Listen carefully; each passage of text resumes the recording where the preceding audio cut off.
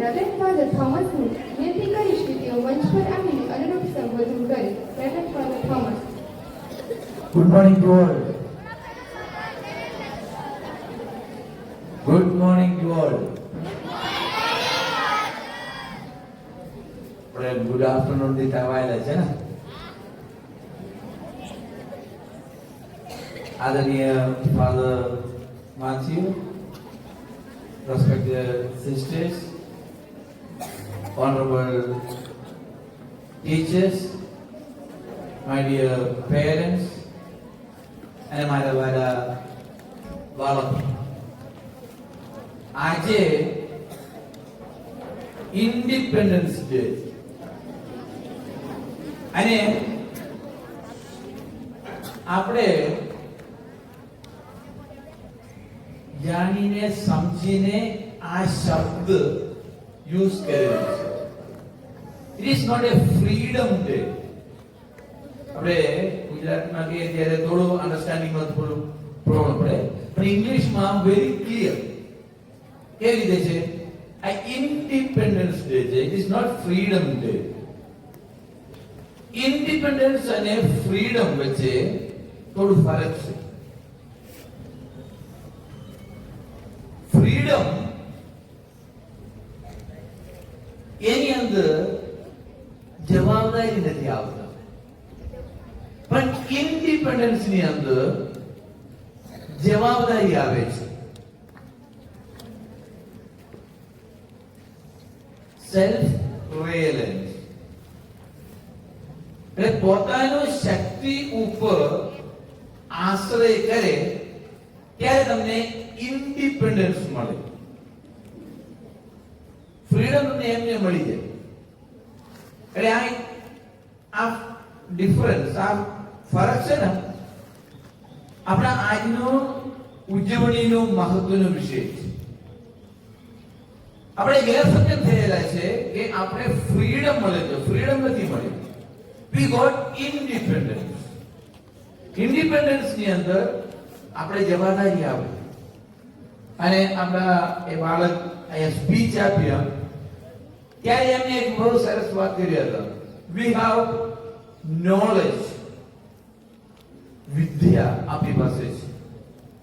Plus મારી પાસે money નથી, પૈસા નથી, મારી પાસે શક્તિ નથી, મારી પાસે ઘણું બધું વસ્તુ નથી, પણ મારી પાસે વિદ્યા છે, જ્ઞાન છે.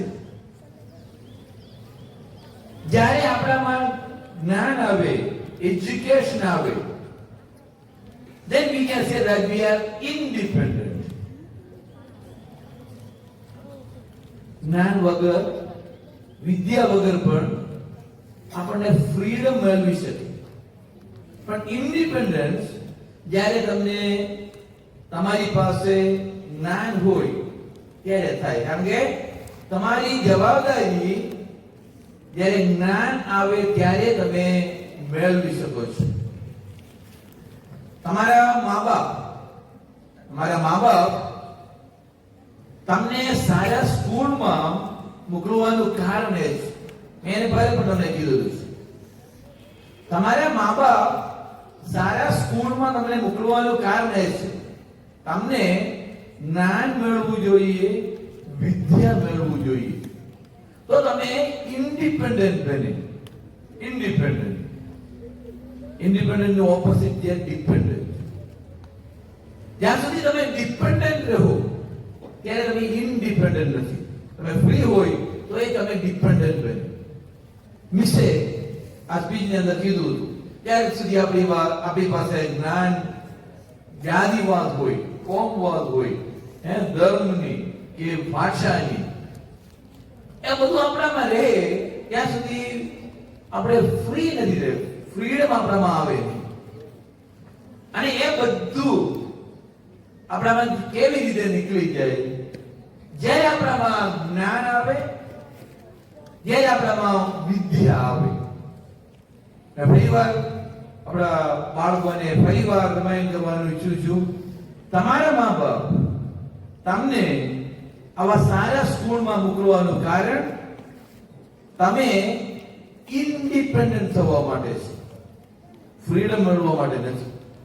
ફ્રીડમ જ્યારે તમે ઇન્ડિપેન્ડન્ટ બનવા માટે પ્રયત્ન કરો ત્યારે તમે સક્ષમ બને, શક્તિશાળી બને.